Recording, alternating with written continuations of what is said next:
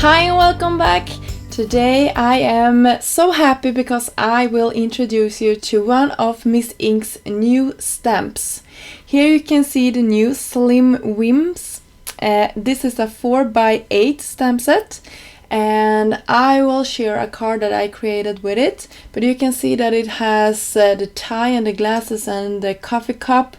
And I just adore this cute image, and I know that you will see a lot of inspiration with this beautiful dog, as well as the coordinating sentiments in this stamp set.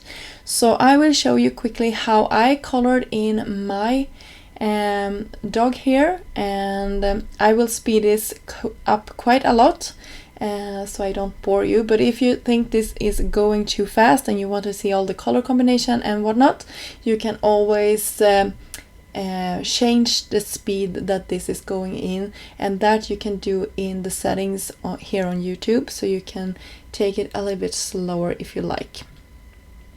But I just picked a couple of shades of brown and gray and black that I like, and then I started to color in this pretty large image. So if you're not expert at coloring, I think this is a good image to start with, because you have a lot of space to practice with, and also the color choices that you use can be you can use a lot of different colors for this image. For example, you will see the design team has created a lot of different examples. So here is some flowers also from a new stamp set that Miss Ink will release on Saturday. But I will just use the flower arrangement here, so I will quickly go over how I color these. And I just use some pink and teal colors for my leaves. And my coffee cup, I will make it sort of coordinate with those that flower arrangement. And when I was done with all of this, I will spend some time fussy cutting. But since these are quite large images and not too many details, this went really fast to coordinate.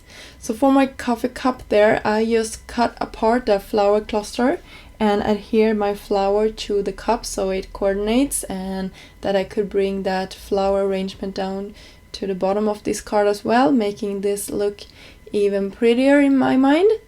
And I will spend some time coloring that as well.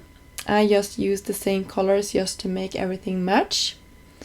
And this was super easy and fast to put together. And here I have some pieces of striped cardstock that I had in my stash, as well as some sea glass cardstock that I splattered with some black.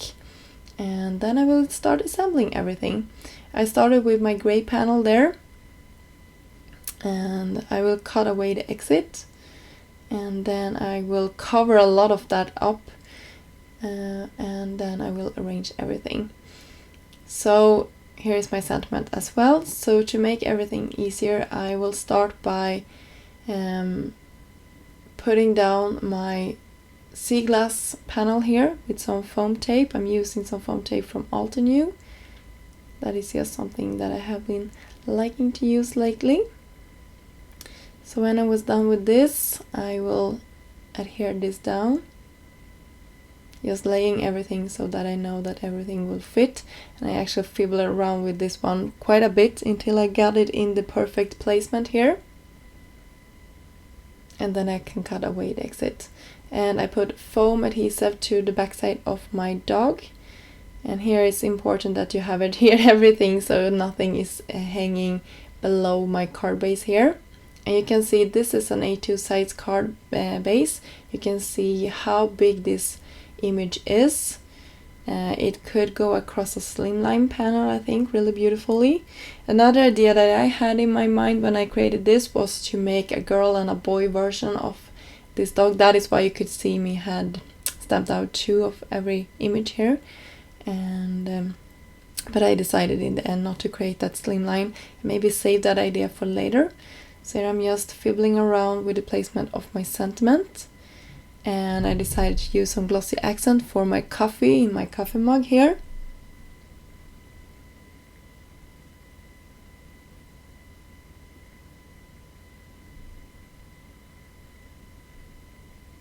But before I did that, I wanted to make some highlights. And I cannot do the highlights after I used Glossy Accent, so I will wait a little bit with using that one. So I just went around, used my white gel pen for the eyes and the nose and the flowers, just creating some shades and dimension. That is really a good tip. If you get some Copic markers outside the lines, you can also go over it with a white gel pen and nobody will ever know that you messed up. So now finally Glossy Accent is going on top, and that is a good tip as well. Use your Glossy Accent as the last thing you do so you don't smear it, because I'm quite a clumsy when it comes to that. I will easily put something in Glossy Accent. So here is our finished card, and a look at one of Miss Ink's new stamp set called Slim's Whims, and it will be available this Saturday. So stay tuned for more inspiration. Until next time, have a great day. Bye!